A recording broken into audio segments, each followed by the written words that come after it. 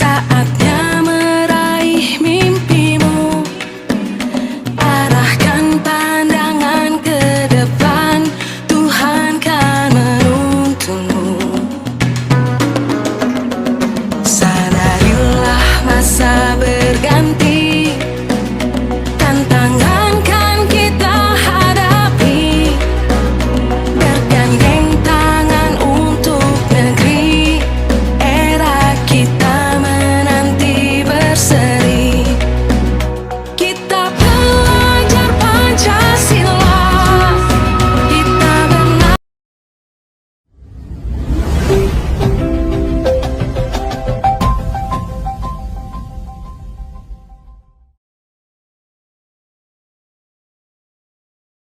Warahmatullahi wabarakatuh.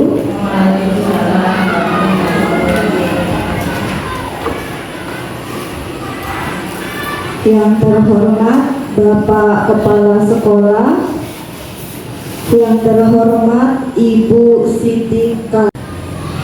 Rasa syukur kepada Tuhan Yang Maha Esa kita ucapkan, karena rahmat dan hidayahnya kita dapat melakukan rapat kegiatan komunitas belajar sekaligus kegiatan guru penggerak hari. Kegiatan komunitas belajar yaitu disiplin sekolah dan kegiatan guru penggerak visi sekolah.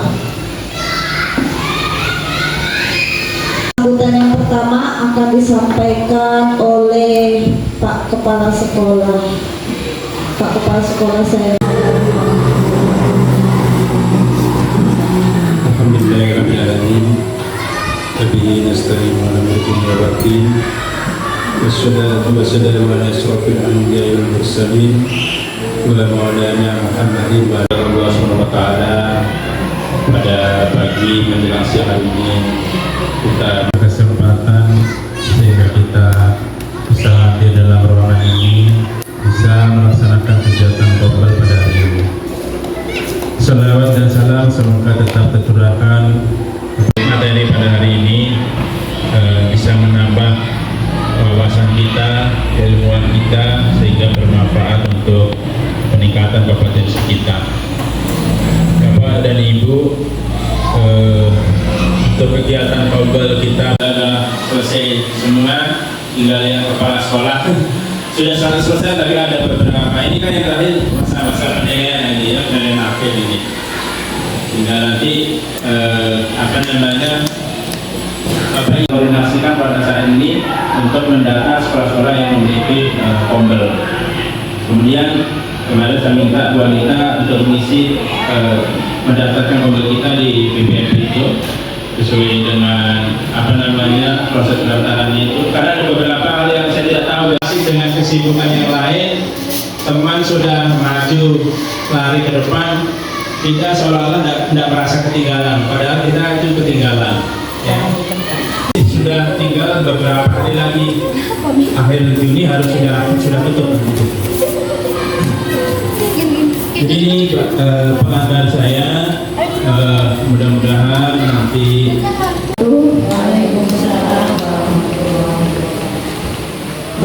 Alhamdulillah hari ini teman-teman dapat hadir dengan baik,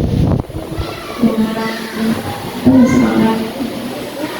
Terima kasih juga kepada Bapak Kepala Sekolah dan rekan-rekan guru SDN 02 Kali yang telah berpartisipasi dan bekerja sama selama kegiatan saya di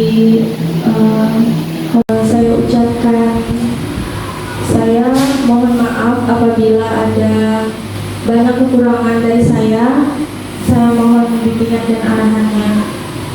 Untuk kedepannya mudah-mudahan komunitas belajar kita ini semakin lebih baik lagi.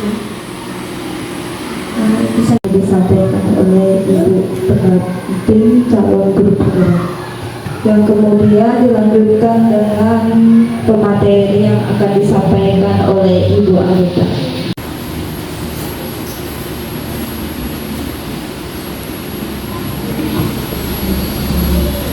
Untuk materi yang kedua, budaya positif. konsep inti budaya positif. Yang pertama, disiplin positif dan nilai-nilai kebajikan universal, hukuman dan penghargaan. Kemudian yang ketiga, keyakinan kelas. Yang keempat, kebutuhan dasar manusia dan dunia berkualitas. 5, posisi kontrol guru. Dan yang terakhir, segitiga restitusi. Pembelajaran paradigma baru. Pembelajaran dengan paradigma baru adalah pembelajaran yang dirancang berdasarkan prinsip pembelajaran berdiferensiasi, sehingga para peserta didik belajar sesuai dengan kebutuhannya.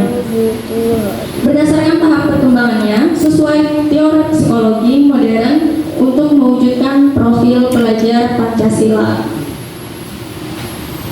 Adapun disiplin positif kita sebagai pendidik, tujuannya untuk menciptakan peserta didik yang memiliki disiplin diri, sehingga mereka berperilaku mengacu kepada nilai-nilai universal dan memiliki motivasi intrinsik dalam perubahan perilaku ke arah yang lebih baik. Disiplin mengacu pada disiplin diri, tanggung jawab terhadap apa yang dilakukannya, terhadap nilai-nilai yang diyakini. Kemudian, disiplin positif merupakan salah satu penerapan disiplin yang bertujuan untuk menumbuhkan kesadaran peserta didik tanpa penghargaan dan hukuman.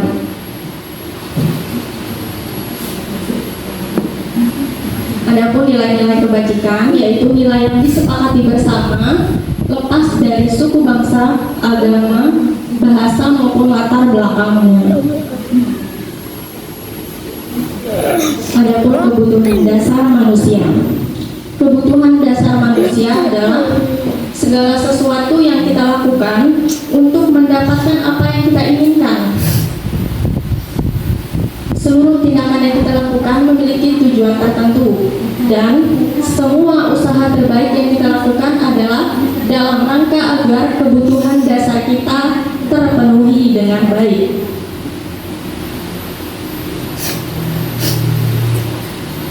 Bapak Ibu, 5 kebutuhan dasar manusia. Yang pertama, kita butuh bertahan hidup. Yang kedua, butuh kasih sayang. Ketiga, penguasaan. Yang keempat, kebebasan. Dan yang kelima, kesenangan. Adapun 5 posisi kontrol guru. Yang pertama, guru sebagai penghukum. Yang kedua, pembuat merasa bersalah.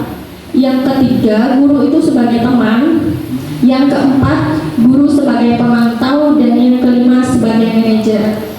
Tentunya dalam kita berinteraksi dengan peserta didik, ada kelima posisi kontrol ini yang pernah kita lakukan ya Bapak Ibu. Kita pernah ya Bapak Ibu menghukum anak didik kita? Pernah.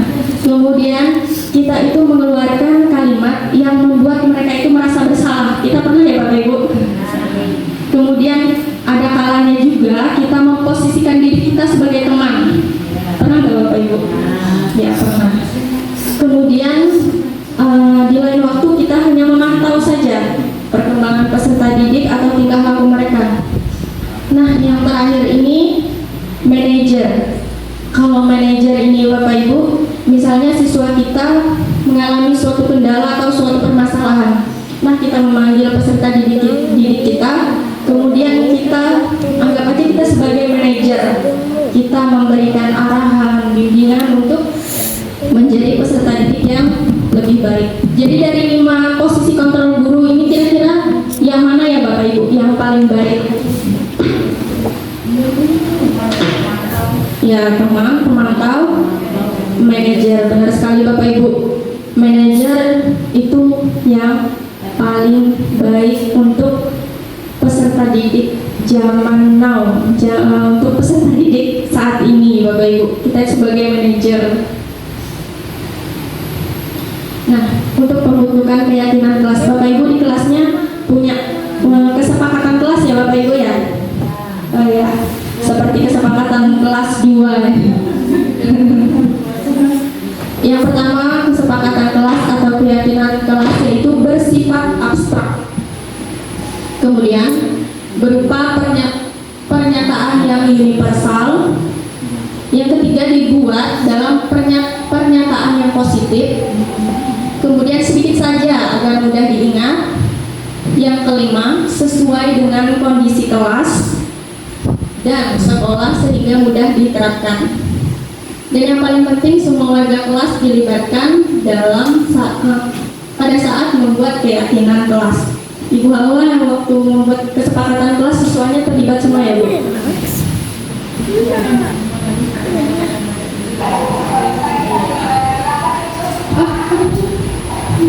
Nah Bapak Ibu, ini ada contoh video segitiga restitusi, yaitu peran guru sebagai manajer, di mana siswa saya ini ketahuan membawa HP.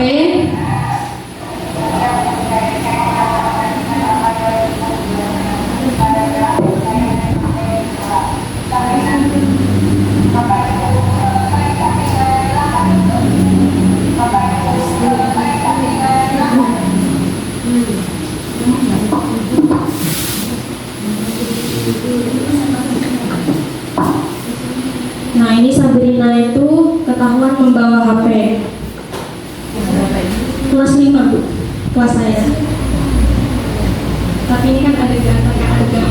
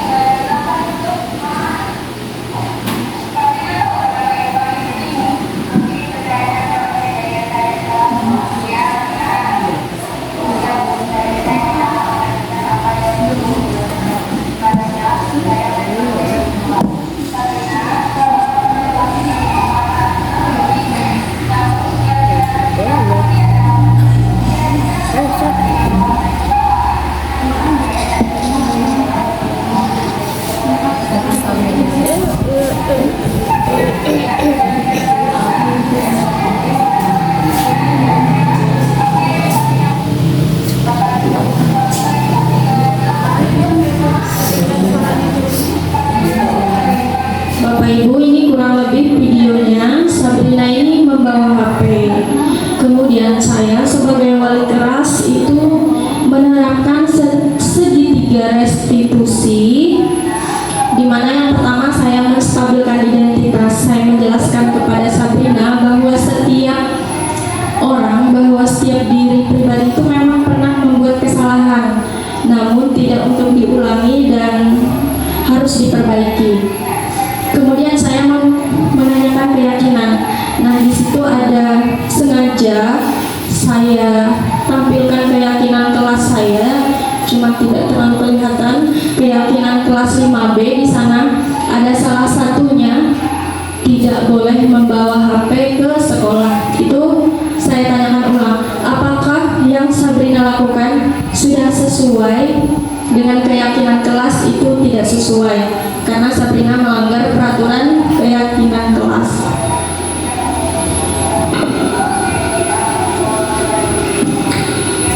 Setelah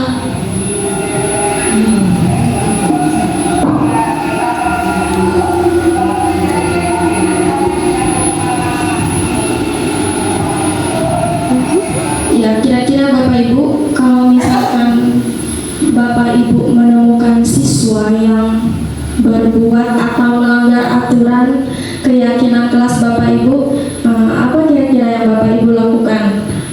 Yang pertama, langsung memarahi, menghukum, atau bagaimana Bapak Ibu selama ini? Menasihati, benar Bapak Ibu. Iya benar Bu, ditanya dulu alasannya kenapa bawa HP. Nah, alasannya Sabrina membawa HP itu untuk menghubungi orang tuanya untuk menjemput ketika pulang sekolah. Nah, solusi yang saya tawarkan itu bisa menghubungi orang tua lewat wali kelas. Jadi setelah itu Sabrina selalu menghubungi Islam. Itu Bapak Ibu. Terima kasih Bapak Ibu atas waktunya. Saya ucapkan terima kasih. Wassalamualaikum warahmatullahi wabarakatuh.